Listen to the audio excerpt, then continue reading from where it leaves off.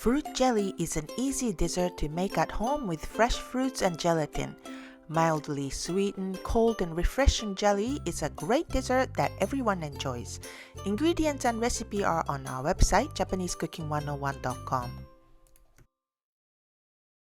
In a small bowl, add gelatin and water, stir, and set aside for at least 5 minutes. Cut fruits into bite-sized pieces, or leave them whole if you prefer.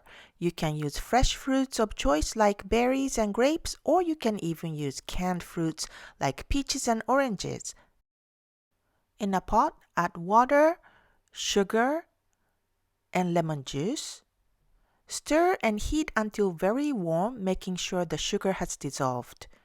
Turn off the heat and add the softened gelatin. Stir until the gelatin has completely dissolved. Place the fruits in glass cups. You can also mix and match different fruits in a cup if you like. Pour the gelatin mixture over them and chill in the refrigerator for at least 2 hours or overnight. The simple jelly with just sugar and lemon juice absorbs the fruit flavor as it chills in the fridge. Next time you invite people over, try this easy and delicious dessert. We are sure that they will be pleasantly surprised by it. 美味しい。美味しいね。